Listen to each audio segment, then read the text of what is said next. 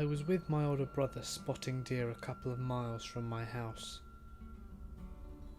My brother had just started driving a couple of weeks ago, so we decided to take out my mum's car for a spin. We were on a very narrow, windy dirt road with no streetlights at all. We didn't see any deer, so when we were about to leave the area, I heard some twigs or something snapping in the brush. It sounded no more than a couple of yards away. My brother and I both shined our spotlights towards the sound, hoping that we would see a deer or a turkey. But we saw something that will probably never leave our minds until the day we die. There were over a dozen people standing right in front of us, just looking at us. We were so scared.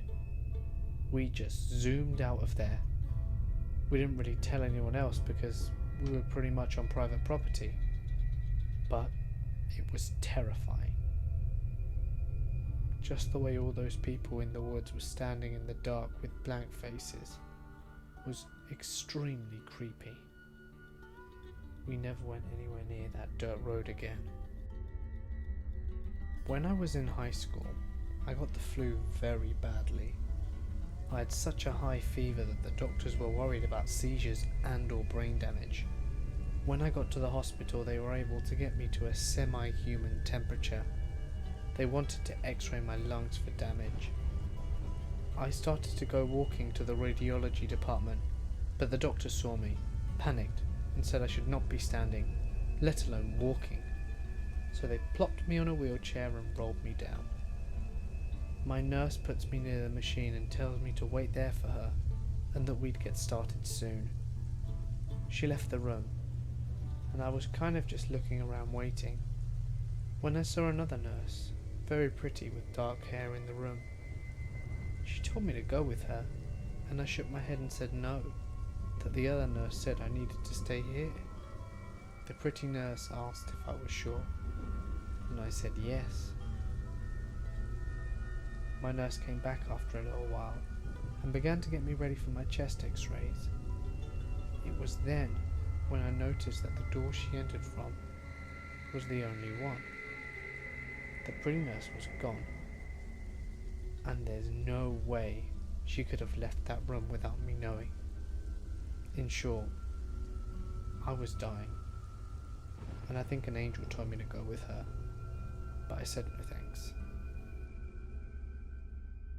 Whilst I am still pretty sure this is nothing more than a coincidence, it still freaked out our entire family.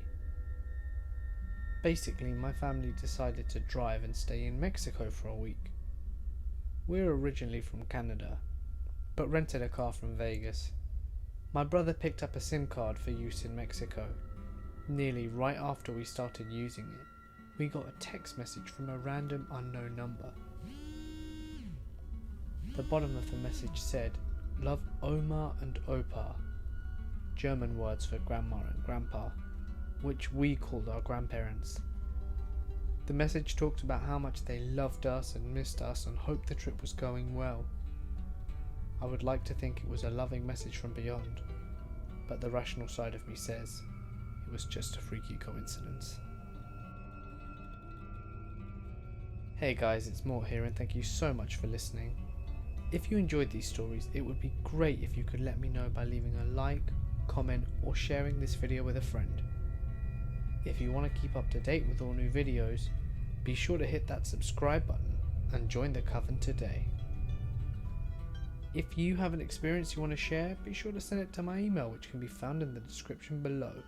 I can't wait to feature your story. And whilst you're still here, why not check out some of my other content by clicking on the links on screen now? Go on. But for now guys, thanks for watching, and I'll catch you in the next one.